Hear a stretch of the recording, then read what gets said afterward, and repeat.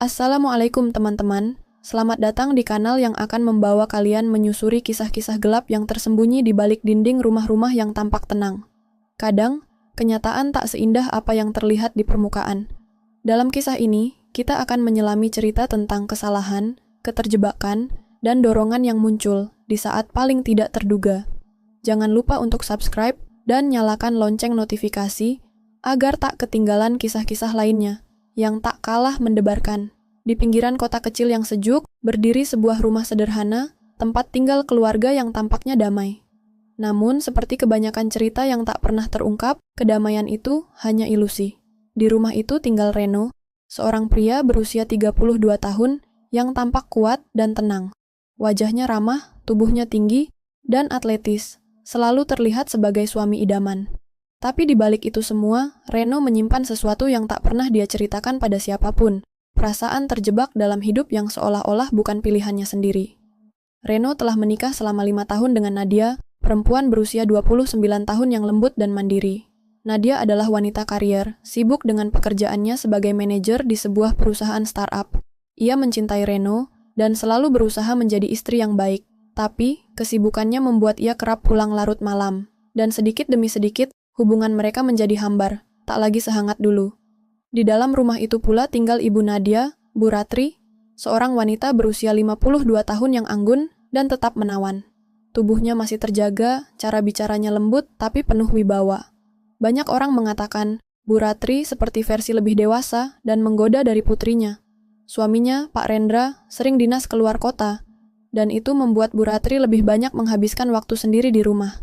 Meskipun Reno berusaha menjaga sikap, ia tidak bisa memungkiri bahwa kehadiran ibu mertuanya sering membuatnya gelisah. Bukan karena ketakutan, tapi karena getaran aneh yang tidak bisa ia jelaskan, sesuatu antara ketertarikan dan rasa bersalah. Dan entah mengapa Bu Ratri seperti menyadarinya. Kadang tatapan mata mereka bertemu lebih lama dari seharusnya. Kadang senyum Bu Ratri terasa terlalu hangat, terlalu dekat, hingga suatu malam semuanya berubah. Malam itu, Reno pulang dalam keadaan setengah mabuk. Rekan kerjanya mengajaknya melepas penat setelah minggu yang penuh tekanan. 1-2 gelas whisky cukup untuk membuat pikirannya melayang, tapi Reno terus menenggak hingga kehilangan kendali. Saat tiba di rumah, langkahnya goyah dan kepalanya berat. Nadia belum pulang. Rumah sunyi, hanya lampu ruang tengah yang menyala remang. Reno membuka pintu pelan, meletakkan tas kerja dan jaketnya di sofa, lalu mengusap wajahnya dengan kedua tangan. Segalanya terasa kabur, ia hanya ingin tidur. Namun tanpa sadar, kakinya membawanya ke lorong kamar yang salah. Mabuk membuat pikirannya tak bisa membedakan arah. Ia membuka pintu kamar yang seharusnya tidak ia masuki. Kamar milik Bu Ratri. Ruang itu temaram, hanya diterangi cahaya bulan yang menembus tirai tipis. Tanpa curiga, Reno melangkah masuk, menyangka itu kamar dirinya dan Nadia. Ia duduk di tepi ranjang, membiarkan tubuhnya tenggelam dalam kasur yang hangat. Lalu ia terbaring dan memejamkan mata. Samar-samar, aroma lembut melati memenuhi ruang. Ada sesuatu yang tak biasa, tapi Reno tak bisa berpikir jernih. Hanya suara napas pelan dari sosok yang berbaring di sampingnya. Ia mengira itu Nadia, atau setidaknya ingin percaya begitu. Namun malam itu akan menjadi malam yang mengubah segalanya. Sebuah malam yang akan membangkitkan ketegangan, hasrat, dan rahasia yang selama ini tersembunyi di balik dinding rumah mereka. Dan dari sinilah semuanya dimulai. Malam semakin dalam. Suara jangkrik di luar rumah terdengar samar, seakan ikut menyaksikan sesuatu yang tak semestinya terjadi. Di dalam kamar yang sunyi itu, Reno terbaring dalam keadaan setengah sadar. Aroma lembut melati yang memenuhi udara masih membelit hidungnya, membuat pikirannya makin sulit membedakan antara kenyataan dan ilusi. Tubuh di sampingnya bergerak pelan, namun tetap dalam posisi tidur. Reno mendekap bantal, matanya masih tertutup setengah, napasnya berat. Dia mengira dirinya sedang tidur di samping istrinya, Nadia. Tapi ada sesuatu yang ganjil, bau rambutnya, suhu tubuhnya, bahkan suara napasnya terasa berbeda. Dalam mabuknya, Reno meraba ke arah tubuh di sebelahnya, menyentuh lengan yang lembut dan hangat. Sebuah sentuhan ringan yang tak disengaja, tapi cukup untuk membangkitkan sensasi asing. Ia tidak langsung menarik tangannya. Justru diam, membiarkan dirinya terbawa rasa yang selama ini ia tekan. Pikiran Reno menolak untuk berpikir lebih jauh. Dia terlalu lelah, terlalu kabur untuk memahami. Tapi tubuhnya bereaksi, dan dorongan yang selama ini terpendam perlahan merayap dari dalam dirinya. Sementara itu, Bu Ratri yang terlelap mulai menggeliat pelan. Matanya tetap terpejam, tapi ia merasa ada yang berbeda. Suhu di ranjangnya, keberadaan seseorang di sampingnya, sentuhan di lengannya, semuanya terasa asing namun tidak membuatnya langsung tersadar. Dalam keadaan mengantuk berat, pikirannya berputar dalam kabut mimpi dan kenyataan. Ia mengira mungkin suaminya, Pak Rendra, pulang lebih cepat. Sesekali memang seperti itu, meskipun sangat jarang. Reno mulai bergerak lebih dekat dan jantungnya berdetak lebih cepat. Tak ada suara, hanya detak jam di dinding dan napas yang mulai berat. Ia tidak menyadari bahwa dirinya sedang berada di ambang batas yang tak bisa kembali. Ketegangan di dalam kamar itu makin pekat, seperti kabut yang menutupi logika dan nurani. Ia mendekat, perlahan, hingga wajahnya hampir bersentuhan dengan leher Bu Ratri. Aroma tubuh wanita itu, aroma yang tidak pernah ia kenali dengan sadar sebelumnya, semakin menyesakkan pikirannya. Ada magnet tak kasat mata yang menariknya lebih dalam, ke arah kesalahan yang tak bisa diperbaiki. Dalam hati kecilnya, Reno sadar ada yang tidak beres, tapi kesadarannya terlalu lemah untuk menghentikan apa yang sedang terjadi. Ia menghela napas panjang, lalu menempelkan bibirnya perlahan pada kulit halus di leher Bu Ratri. Sentuhan itu begitu ringan, seperti mimpi, tapi efeknya luar biasa. Tubuhnya merinding, dan rasa bersalah yang muncul justru memicu dorongan yang lebih besar. Tubuh Bu Ratri sedikit tersentak. Ia mulai terbangun, namun tak langsung membuka mata. Ia mengerang kecil, bingung. Sentuhan di lehernya bukan mimpi. Itu nyata. Tapi kepalanya terlalu berat untuk merespon secara penuh. Ia berbalik pelan, berusaha menatap wajah orang di sebelahnya. Samar, kabur, tapi tak langsung membuatnya terkejut. Dalam cahaya remang, Bu Ratri melihat sosok yang bukan suaminya. Napasnya tercekat, matanya melebar. Itu bukan Pak Rendra. Itu Reno. Butuh beberapa detik sebelum otaknya mencerna kenyataan itu. Dan ketika semuanya menyatu, jantungnya berdetak kencang. Ia ingin berteriak, tapi mulutnya tertahan. Tubuhnya kaku.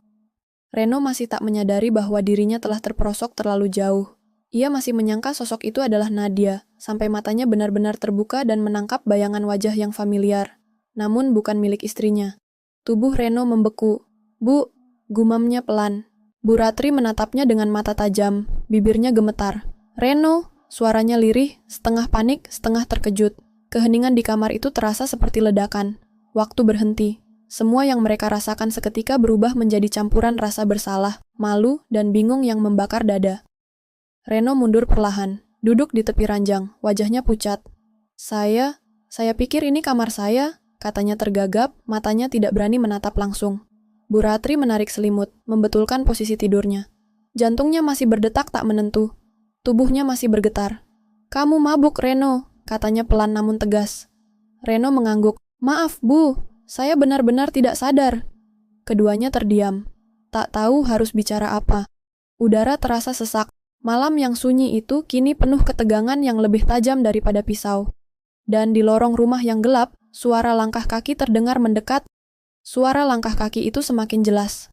Reno yang masih duduk di tepi ranjang menoleh panik ke arah pintu. Jantungnya berdegup tak karuan, sementara tubuhnya masih berusaha memproses kejadian yang barusan terjadi. Di balik dirinya, Bu Ratri hanya bisa membeku dalam diam. Selimut menutupi tubuhnya. Mata memandangi bayangannya sendiri, di cermin tua di sudut kamar. Pintu kamar terbuka sedikit. Sinar dari lorong menyusup masuk, memecah kegelapan di dalam ruangan. Sesosok pria muncul dengan raut wajah lelah, dan tas kerja yang masih tergantung di bahunya. Pak Rendra, suami Bu Ratri, baru saja pulang setelah lembur semalaman di kantor dinas. Langkahnya berhenti begitu melihat sosok Reno berdiri di dalam kamar, di kamar tidurnya. Pintu yang mengayun pelan, akhirnya membuka seluruh pemandangan, yang selama ini hanya menjadi kemungkinan terburuk dalam pikirannya. Tatapan Pak Rendra tertuju pada Reno, yang masih mengenakan kaos oblong kusut dan celana rumah. Matanya lalu menatap ranjang, di mana istrinya tampak duduk diam, memeluk dirinya sendiri dengan wajah pucat. Suasana mendadak membeku, dan udara malam terasa begitu berat, hingga nyaris tak bisa dihirup. Apa yang kamu lakukan di sini, Reno? Suara Pak Rendra pelan, tapi dingin, sangat dingin. Reno berdiri terpaku. Bibirnya bergerak, tapi tidak ada kata yang keluar. Keringat dingin mulai mengucur di pelipisnya, dan seluruh tubuhnya gemetar seperti anak kecil yang tertangkap basah, melakukan kesalahan besar. Pak, saya salah masuk kamar. Saya tidak sadar. Saya mabuk, katanya terbata. Suaranya nyaris tenggelam. Pak Rendra melangkah masuk, menutup pintu pelan. Mabuk, katanya pelan, nyaris berbisik. Salah kamar? Dia menatap Reno lekat-lekat. Mata pria paruh baya itu kini berkilat, bukan oleh air mata, tapi oleh sesuatu yang lebih dalam. Kemarahan yang ditahan, pengkhianatan yang baru saja merobek harga dirinya sebagai suami, sebagai kepala keluarga. Reno mundur selangkah. Saya benar-benar tidak tahu, Pak. Demi Tuhan. Demi Tuhan. Suara Pak Rendra meninggi. Kau masuk ke kamar istrimu orang, berbaring di ranjangnya, dan kau bilang demi Tuhan. Bu Ratri akhirnya bicara. Suaranya serak dan nyaris tidak terdengar. Rendra, dia tidak tahu. Dia mabuk. Aku pun tidak sadar. Ini hanya kekeliruan. Pak Rendra menoleh padanya. Matanya yang tajam seolah menuntut jawaban yang lebih dari sekadar kalimat maaf. Kekeliruan, kamu membiarkan menantu kita masuk ke kamar, ke ranjang kita, dan menyentuhmu? Aku tidur, aku tidak sadar. Bisik Bu Ratri, kini suaranya mulai bergetar. Suasana tegang itu akhirnya benar-benar meledak saat Nadia, istri Reno, yang mendengar suara-suara dari kamarnya, ikut masuk. Rambutnya masih basah setelah mandi malam, dan raut wajahnya berubah drastis saat melihat suaminya di kamar ibunya, bersama ayahnya yang tampak marah luar biasa. Apa yang terjadi di sini? Nadia berdiri di ambang pintu. Matanya membesar saat melihat posisi mereka. Tidak ada yang langsung menjawab. Hening menggantung di udara. Nadia melangkah maju, menatap Reno yang tampak seperti manusia patah. Reno, suaranya tajam, namun syarat luka. Reno menunduk. Aku tidak sengaja. Aku pikir ini kamar kita. Aku mabuk dan aku salah masuk. Nadia menggeleng. Salah masuk, kamu baring di ranjang ibuku. Kamu menyentuhnya? Suaranya mulai bergetar. Kamu tahu ini akan menghancurkan semuanya, kan? Reno tidak menjawab. Bu Ratri tertunduk, air mata mulai menetes dari matanya. Pak Rendra memejamkan mata, menahan diri agar tak meledak. Aku kecewa, Reno, kata Nadia akhirnya. Suaranya pelan tapi menusuk. Kamu bukan hanya mengkhianatiku, tapi juga menghancurkan keluargaku. Reno ingin bicara, ingin menjelaskan, tapi lidahnya keluh. Tak ada penjelasan yang bisa membuat keadaan ini membaik. Tak ada kata maaf yang bisa memperbaiki retakan besar yang telah terjadi di hadapan mereka. Pak Rendra menarik napas panjang. Kau harus pergi dari rumah ini. Sekarang juga. Pak, tolong. Suara Reno nyaris berbisik. Sekarang, Reno. Keluar. Malam ini juga. Sebelum aku melakukan sesuatu yang akan aku sesali. Reno menunduk, matanya memerah. Ia melangkah perlahan, meninggalkan kamar yang kini berubah menjadi medan luka. Nadia tidak mengikutinya. Ia tetap berdiri, memandangi ibunya yang menangis diam-diam, dan ayahnya yang masih berdiri kaku. Malam itu, tak ada lagi yang bisa disembunyikan. Semuanya telah terbuka, dan tak ada yang benar-benar utuh setelahnya.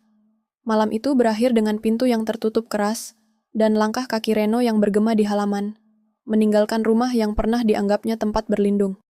Hujan turun perlahan, menghapus jejak langkah di teras rumah keluarga itu, namun tidak mampu menghapus luka yang telah tertanam dalam hati masing-masing penghuni rumah. Reno berdiri di luar, basah kuyup, tak tahu harus kemana. Ia hanya tahu satu hal, dirinya tak akan pernah diterima kembali dengan cara yang sama. Di dalam rumah, suasana masih sunyi. Ruang tengah hanya diterangi lampu redup, dan semua orang tampak hancur dalam diam. Nadia duduk di sofa, memeluk kedua lututnya. Matanya kosong, wajahnya kaku. Dia belum menangis. Tidak karena tak ingin, tapi karena tak sanggup. Luka yang dia rasakan terlalu dalam untuk ditangisi malam itu. Bu Ratri berada di kamarnya, duduk di tepi ranjang yang tadi menjadi saksi diam dari kekeliruan yang nyaris meruntuhkan semuanya. Ia menatap bayangannya sendiri di cermin. Perempuan dalam pantulan itu tampak lelah, jauh dari sosok percaya diri yang biasa ia tunjukkan. Tubuhnya masih menggigil, bukan karena dingin, tapi karena rasa bersalah yang tak bisa ia hapuskan. Sementara Pak Rendra berjalan mondar-mandir di ruang makan. Tangan kirinya terkepal dan matanya menatap kosong ke lantai. Dalam benaknya, ia memutar kembali seluruh kejadian tadi. Sekuat apapun ia mencoba memahami, tetap saja rasanya seperti tikaman dari belakang. Pagi datang terlalu cepat. Ketika matahari mulai menyelinap di balik tirai ruang tamu, suasana rumah masih beku. Nadia yang tidak tidur semalaman akhirnya berdiri dan pergi ke kamar orang tuanya. Ia mengetuk pintu pelan. Suara ibunya terdengar dari dalam, lirih, lemah. Masuk saja, nak. Pintu terbuka, dan untuk pertama kalinya sejak malam itu, mereka bertatap mata. Nadia menarik napas dalam. "Bu," katanya, "aku ingin tahu semuanya." Bu Ratri mengangguk pelan. "Tidak ada yang perlu aku sembunyikan lagi." Air mata pertama akhirnya jatuh dari mata Nadia. "Kenapa bisa seperti ini? Aku percaya sama kalian, sama Reno, sama ibu." Bu Ratri mendekat, menggenggam tangan anak perempuannya. "Nak, ini bukan hal yang bisa ibu banggakan. Aku juga masih mencoba memahami semuanya. Tapi, satu hal yang ibu tahu pasti. Tidak pernah ada niat dari ibu untuk menyakiti kamu. Semua terjadi di luar kendali. Ibu terlalu pasif malam itu.